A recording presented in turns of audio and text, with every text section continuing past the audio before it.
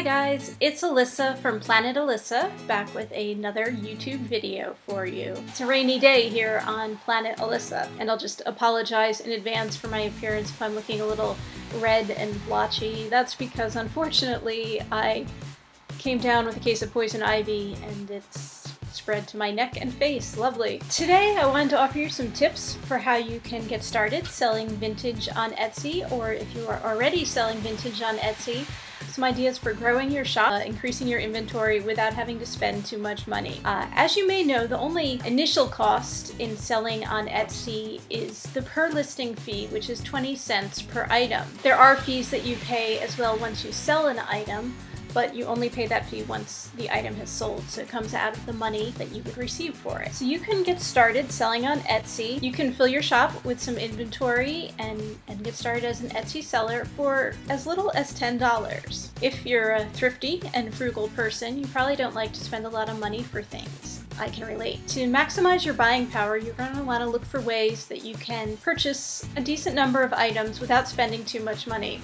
And two ways that I found that you can do this is by going to church rummage sales and also by going to auctions. You could do both of these or either one of these depending on what's available in your area and what you feel comfortable with. Church rummage sales are usually pretty cheap to begin with, but a lot of them also have, last day of the sale, they'll have what they call a bag sale, which means you can fill up a bag of items. Usually it's a bag that the sale provides, like a paper grocery shopping sack, and you can fill this up usually for $2 or $3 with items. Now some church rummage sales will only allow you to do the bag sale for clothing, some allow all items.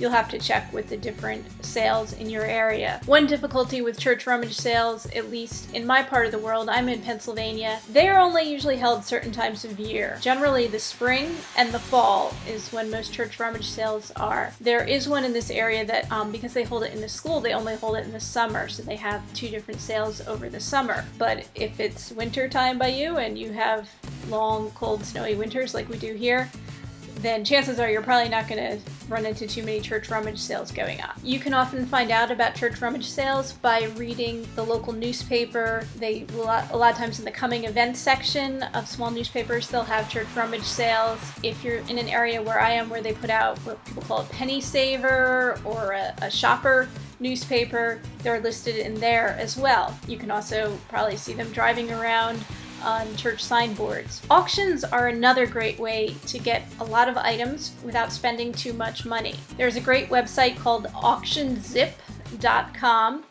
That's auction and zip, Z-I-P, like zip code. If you go there, punch in your zip code, and then you can set a radius, a miles radius for finding sales, and it'll bring up a calendar with sales, with auctions that are close to you. There are different types of auctions. I like the in-person one.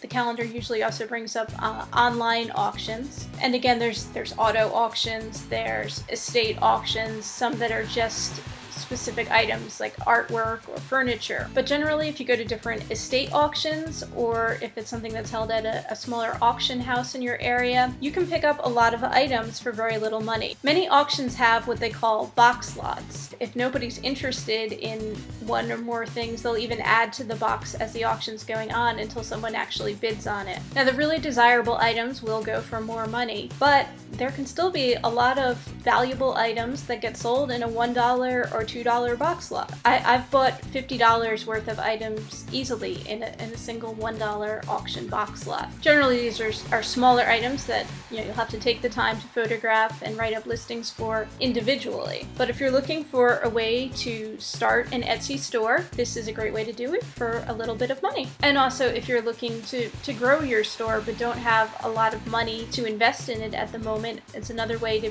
pick up more inventory. If you're having a slow time of year and want to grow your business, this is a great way. So between things like church rummage sale, bag sales, or going to different auctions, you could easily pick up 20 items for $6. You could pick up a lot more than this if you're lucky. With 20 items, it would cost you $4 to list them in your Etsy store. And so for $10, you could purchase and list at least 20 items. Now, once you photograph and get these descriptions put together and list these items, it will take some time for the items to sell. But once you have money coming in, then you can reinvest that money in more items for your store. And of course, you can go to more church rummage bag sales, or you can go to more auctions, and you could also maybe go to things like yard sales and thrift stores and continue to grow your inventory, maybe spending a little bit more money, but also finding some nicer items as well. Thank you for watching, everyone. I will be back with another video on Friday showing you the things I've sold this week and how much they've sold for. I'm happy to report that